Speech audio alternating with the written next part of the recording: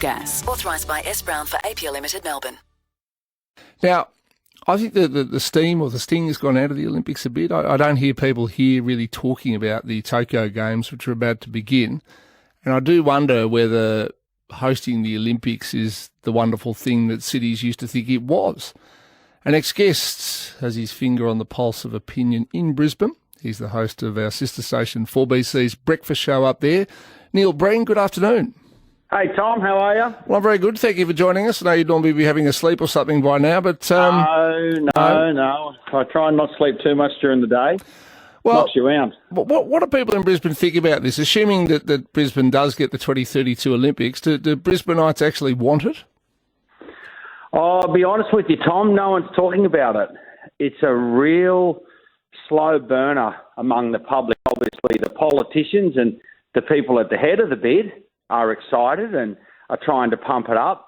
But the general population in Queensland really isn't that stimulated about it. And I think that's for two main reasons. One, it's a long way away, 2032. True. Don't think people can really go, oh, yeah, you know. Secondly, COVID-19, the pandemic, they've got other things on their mind. We're living in this weird way at the moment with 13, 14 million Australians in lockdown. So I'm not sure that they're really thinking about it. And also because, you know, you said some stuff in the intro there that was absolutely bang on. There's not the excitement and the lustre around the Olympics that there used to be. Think of the fever pitch in Australia in '93 when Sydney won. And we know that, you know, Brisbane had a go and Melbourne had a go, and then Sydney won. And there was a 7-year lead in, and that was a competitive bid where we knew all about it. We were up against other cities and we had to beat them. And the vote came down to a nail-biter as cities were eliminated. This time around, because not a lot of cities around the world want the Olympics, the IOC's gone about it very differently, where they kind of interview candidate cities and put them through the ringer a bit. Then the IOC executive chooses a preferred city, then puts it before the whole IOC, which is what's happening today.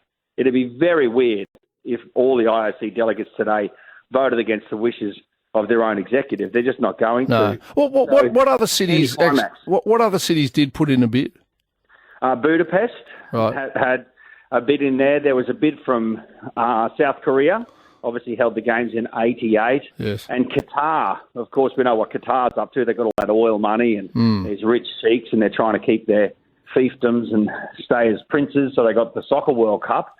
And so Qatar was one of the other ones. So I think the Olympics movement, the bosses like Thomas Bach, the IOC president, were keen to make sure that there was no stench of corruption. And the city of Brisbane's not going to bring about any stench of corruption because we've got nothing to give these delegates. You know what I mean? Well, seriously. No. And you talked about the cost. You talked about the cost, Tom, $5 billion. Like, do they seriously think the public is so stupid that we only think it's going to cost $5 billion? Yeah. In that budget, they've got a budget item of $690 billion for stadiums. 690. They're going to knock it down and completely rebuild the Gabba. So that's a new venue. Oh, really? So the Gabba's going to be destroyed and built again from the ashes? Destroyed again and gone. There's a new project going on in Brisbane, Cross River Rail, where the rail line, sort of inner city stuff's going to go under the river. So the Gabba will link heavily with the Cross River Rail. So that's a big project. That's going to cost an absolute fortune. They're going to build a new indoor arena because we have Boondall, which holds 18,000. But it's kind of in suburban Brisbane on the north side. It was built in the 80s when you had to get stadiums out of the city. And then Melbourne led the way with Docklands, I suppose, when they built that and said, no, you've got to bring them back. You've got your MCG, you've got your Docklands, you've got all these things. You've got to be in the city. So they're going to build this new Brisbane Live at Roma Street Stadium. That'll be an 18,000 seat. That's for swimming. But we got a new swimming stadium at the Gold Coast for the Commonwealth Games. Well, that was going to be my next question. I mean, the Gold Coast hosted the Com Games just 5 years ago. I was actually up there, and they did a great job. But would you share any of the Olympics with the Gold Coast, or are they not your friends? Yeah. There'll be stuff all throughout Queensland. So it was really the council areas that came together, and our councils are a bit different to others because Brisbane City Council is the whole of Brisbane. It's not broken up into bits. But the Olympics will not award an Olympics to a region. There has to be a city. So Brisbane will be the city, but there'll be the regions. But all this furphy that the IOC says, we're using existing stadiums.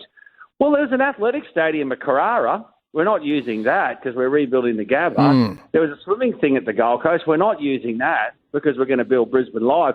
They're even talking about building a new basketball centre at Albion Park. People who punt and listen to 3AW will know Albion Park from the Trots and the Dogs, and it's right next to Allan Border Field, the cricket field they play Sheffield Shield on. So, look, the cost will be a massive blowout, and that'll be for them to manage over the years. Look, there's all these events happening in Brisbane tonight, and I drove past the river today and I could see them setting up the fireworks. They're really trying to build an atmosphere. But the people of Brisbane aren't going to drive into the CBD and go bananas tonight when they say the winner's Brisbane.